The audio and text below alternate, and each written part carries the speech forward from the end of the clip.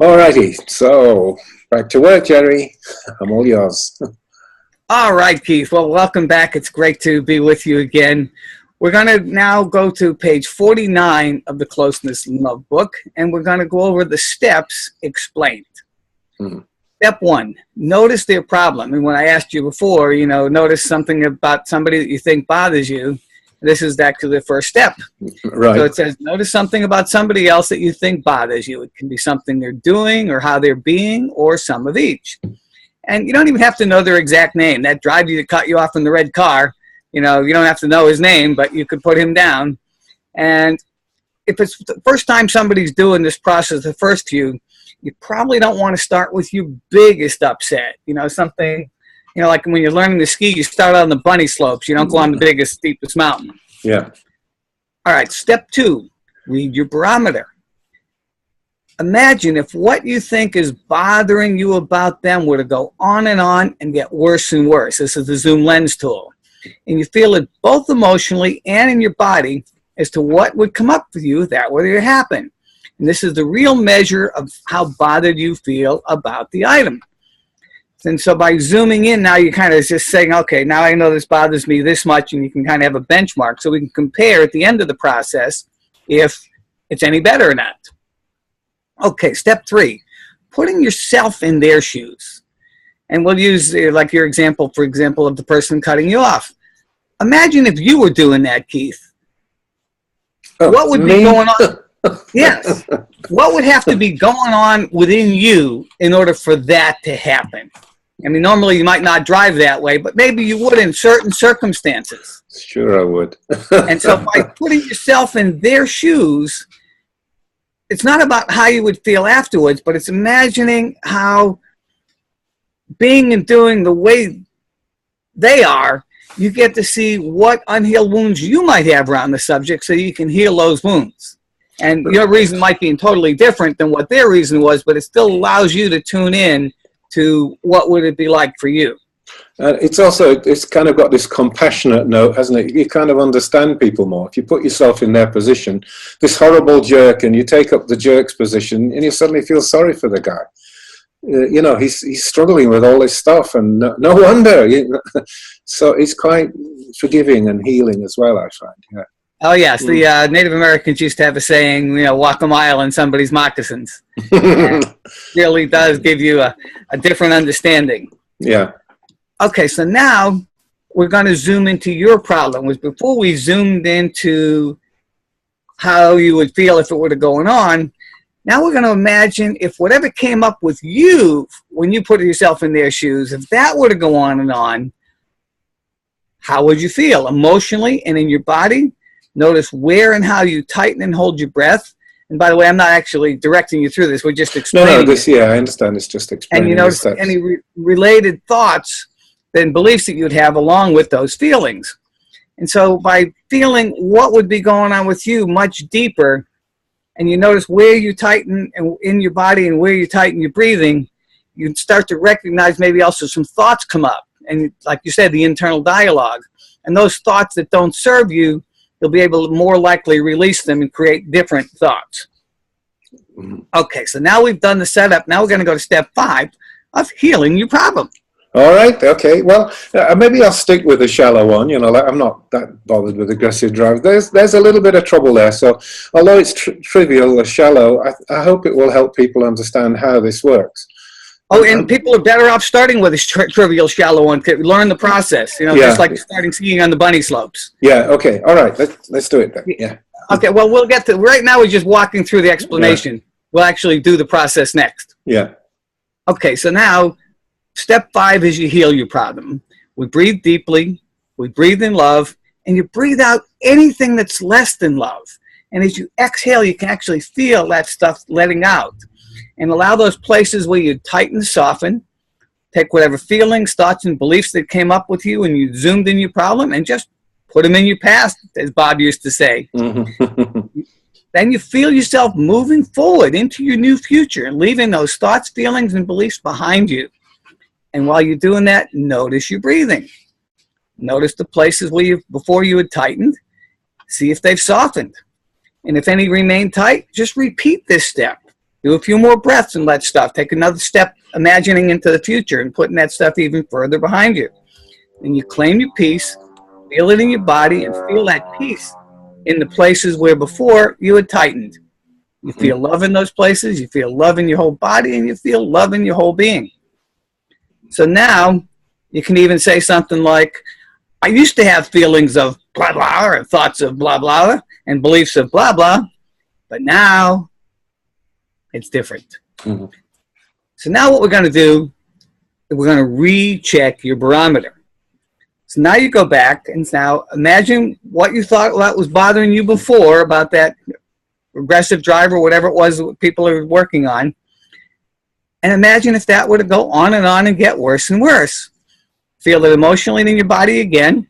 And now, is that the same as it was when you first did it? And obviously, sometimes it'll work and sometimes it won't. But when it does, wow, what happened? Obviously, that driver didn't change. You haven't even seen him. But what changed was in you. And that is where you recognize that the successful healing is because you've healed in yourself what you saw in them. And congratulations, give yourself credit for healing yourself. You remember that one from Bob. Bob was always big on self credit because it's your free will. God gave us free will. By giving yourself credit for it,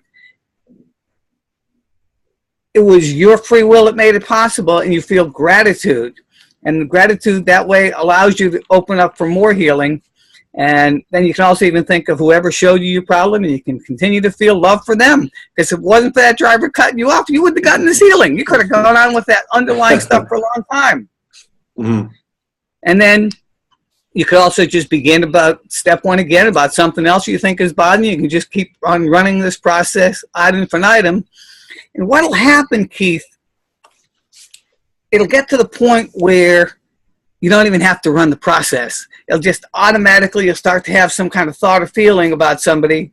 And next thing you know, you'll just automatically feel yourself, say, oh, what would happen if I got on that path? Oh, I don't want to do that. You start letting it go, breathing out, relaxing, going down the other path and say, that's the step. That's the future that I want to live. Mm-hmm.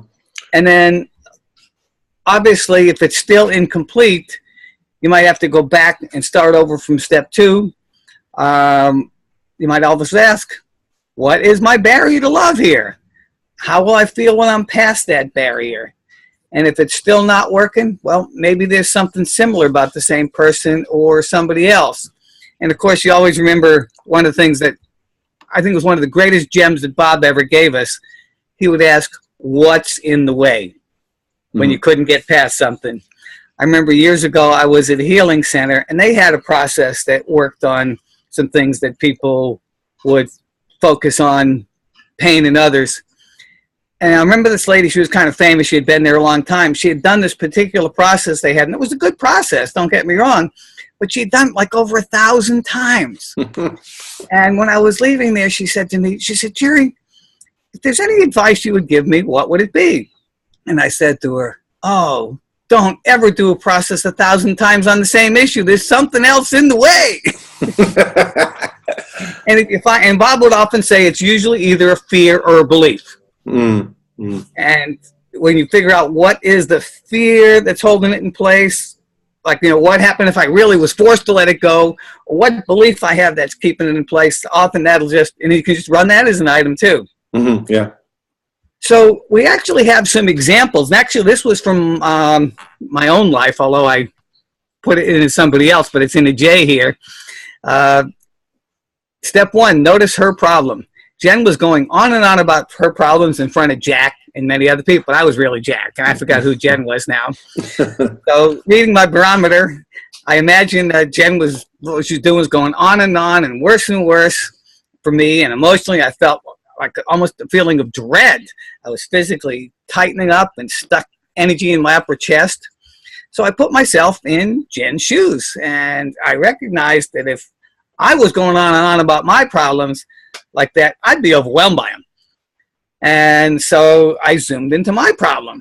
So if that overwhelm were to go on and get worse and worse for me, I'd feel terror to the point of immobilization, along with frightening and huge stuck energy in my heart and my lung area. I just have thoughts of giving up. I was that overwhelmed. So I realized what Jen was going through was nothing compared to what I would have been going through on this. So I breathed into that stuck energy in my heart, my lung area, and I released it, and I released the terror, and I released all those thoughts of giving up. I took another breath, and it was mostly gone, but I tell there was more left. So I breathed in again. I found another stuck place, a little piece, and I released that, and I breathed peace into that area, and it felt great, and I felt love there before. And I just let love fill my whole body and my being, and I felt it. So then I rechecked my barometer, and I got, she could go on and on about her problems forever, and I would just be fine with it. So I realized that I healed in me what I saw in Jen. I gave myself credit for doing it. I felt gratitude for the healing, and I felt gratitude for Jen for showing me where I needed to heal. And I thought of her and felt love as opposed to annoyance. Now, wouldn't that be good in marriages, Jerry? If, you know, after bitching on and arguing, you were forced by truth and love to turn to the person and say, thank you for doing that for me, instead of saying, you got a bitch. Thank you for showing me that weakness in myself. Some people are up to that, but most people not. But anyway, we're going to change this. We're going to make sure the world understands how it really works, because this is how it really works. Yeah. We are going to understand how it really works for sure. Mm. You know, I recognize, Keith, that I don't actually have the process set up to actually run it in here. That's the online piece. I just explained it so people could use it online. So I don't know if we want to... well, let's take a break anyway. Let's take a break. Okay. Set ourselves up to do it for real on me. Okay. So we'll do that in the next segment. We'll do that in the next segment. All right. I will change pages and I'll be right with you. Great.